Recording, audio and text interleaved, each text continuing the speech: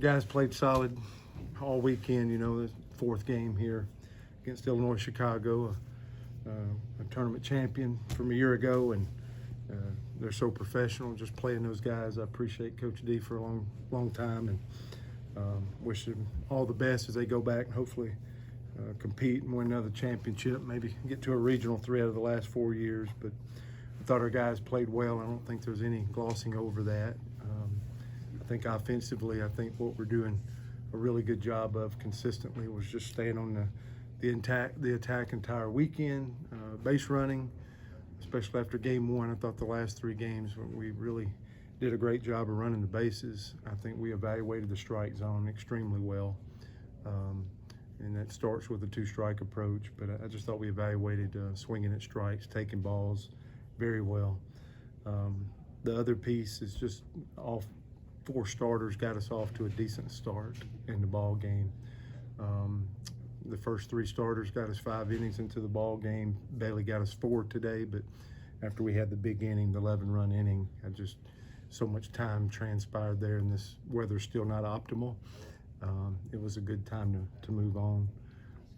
So our starters did a nice job, and then I think we were able to get a ton of guys in a game for the first time in an Auburn uniform, which was good for us. Either get an inning on the mound. Hayden Mullen was that guy today. Brooks Fuller, I think the ball's coming out of his hand as good as it has in his short career.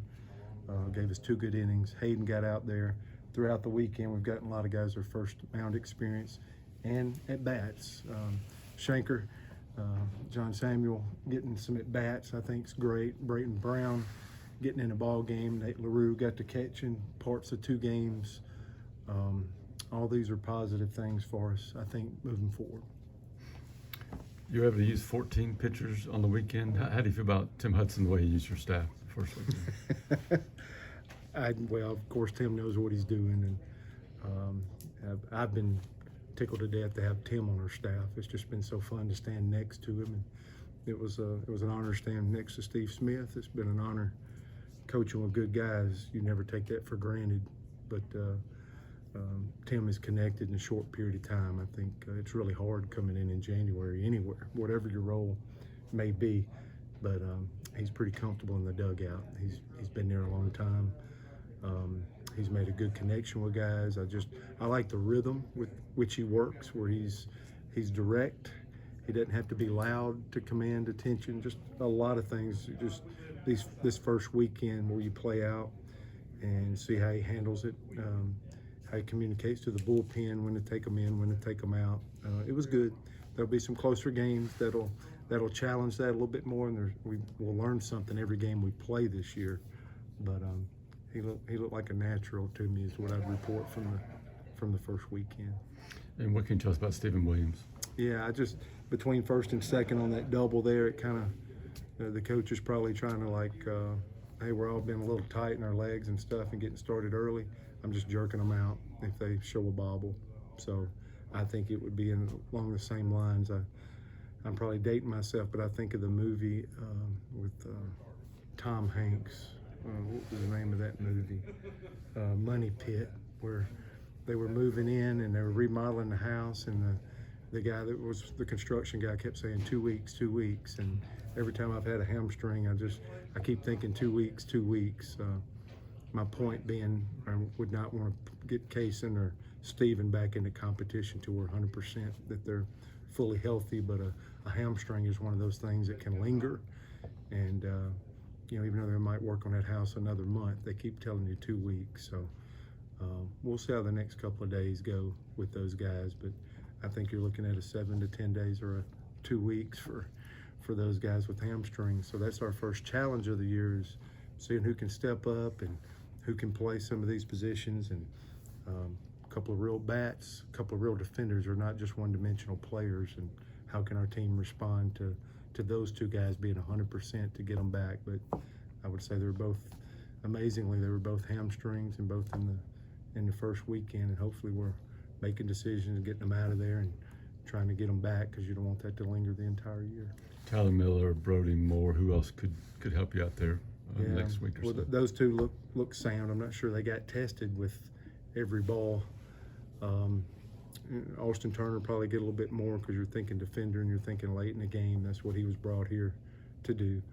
And then Judd's kind of the coach. I don't know if Judd will move back to left or center, but I could just hear him telling them plenty of room, and he's coaching them up because he's the veteran out there today. Is what he did the second half of the ball game. But that's what I was telling you guys a week or so ago. The value of Brody Moore is he can be at shortstop yesterday, and he can dive flat on his belly and flip a ball with his glove to start a 6-4-3 double play, and then he can go right to the outfield and play. That's kind of his role on this team, and we needed him a lot this weekend. So Sicoli's another guy that we think's got a real bat that could go out there, and you might start seeing him out there a little bit more as well. Butch, can you talk about, I think it was just 2 errors in the first 4 games. I guess you got to be pleased with that. I am. You know, we tried to play a guy at a position, overcoached, is what, you know, the naysayers would say, and I would just say we're trying to see every combination of possibility and learn about our ball club. So it was really clean. Scheffler really blocked the ball really well today. But overall, I just thought everybody looked in control. Connor Davis looks like a good target, looks comfortable at first base. We had the wind blowing a little bit in the doubleheader. There was a lot of pop-ups in the first game and the second game, and I just thought we handled everything. Probably the most pleasant surprise to see how well I thought Rankin Woley played third base. I mean, ground ball with a runner at second. He looks the guy back and threw good balls all the way across the infield all weekend long and had a lot of plays. So a good first report. We did not do anything to really beat ourselves at game time during this 4-game series, and you know, the pitching was good enough opening weekend. We got stuff we can improve on, but I did feel good about the quality of our stuff and the depth of our stuff that we talked about in the preseason, to where we feel like we got some guys and options for Coach Hudson to try to figure out as we move forward. You mentioned Schenker. What did you see out of him this weekend playing baseball for the first time in a long time? And do you think he could be a real factor for you guys going forward? I do. You know, he got a double, he got a single, he got hit by a pitch, he drew a walk. He's not just up there flailing. And I have so much respect for him because this is a guy 2+ years, hadn't had a competitive at bat, much less college. It never existed for him. So, and we're talking about weeks. He picked up with us on January the 10th or whatever. It was a couple of days making sure we got all our ducks in a row. So this is a guy that's been doing this 5 weeks and hadn't had at bats in that long a period of time, and you're playing Division I baseball. I think anybody that's played the sport or understands college baseball would tip their hat to him.